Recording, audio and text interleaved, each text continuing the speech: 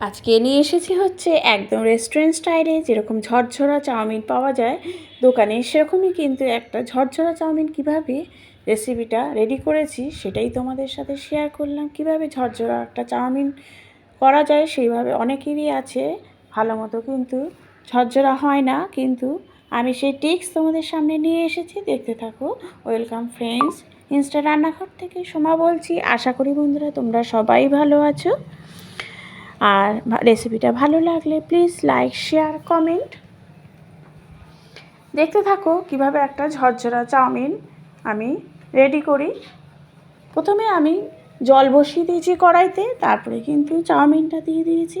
চাউমিনটা দেখো বেশ ভালো মতো যখন একটু জলটা গরম হয়ে যাবে তখন দিয়ে দেবো হচ্ছে একটু সাদা তেল আর একটু নুন।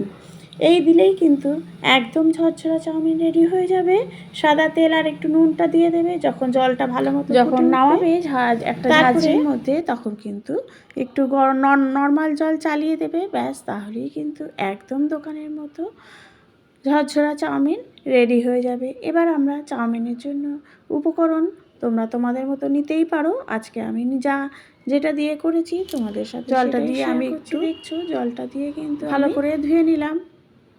এবার কড়াইয়ের মধ্যে তেল দিয়ে দিচ্ছি। তেলটা দেওয়ার পরে আমি দিচ্ছি হচ্ছে একটু নুন আর একটু হলুদটা দেওয়ার পরে আমি কিন্তু জাস্ট আলু দিয়ে করব আর একটু বাদাম দেব।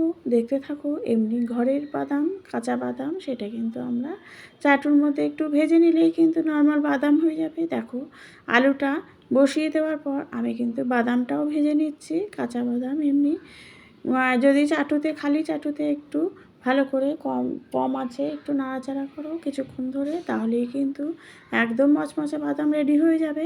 এবার আলুটা ভালো মতো ভাজা হয়ে গেছে। এবার আমি কি দিচ্ছি দেখতে থাকো। কারণ চাউমিনের টেস্ট বাড়ানোর জন্য যদি একটু গোলমরিচ দাও তাহলে কিন্তু খেতে আরও বেশি ভালো লাগে চাউমিন। দেখো গোলমরিচ দিয়ে দিলাম। অনেকেই আছে সস খেতে ভালোবাসো না, তারা এইভাবে করে খাবে।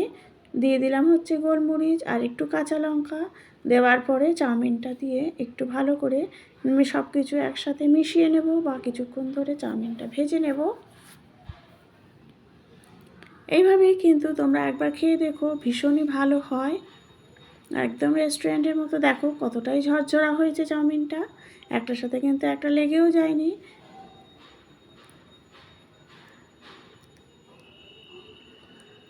আর ঠান্ডা হয়ে গেলেও কিন্তু লাগবে না, একদমই এরকম ঝরঝরাই থাকবে চাউমিনটা।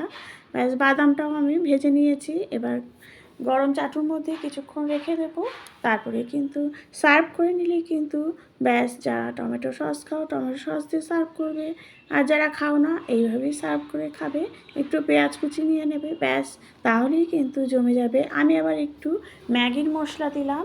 এটা এক রকমের এটা ম্যাগির মশলা না, এটা চাউমিনের মশলা। এটা এক রকমের চাউমিনের মশলা আছে, সেটাই আমি দিলাম।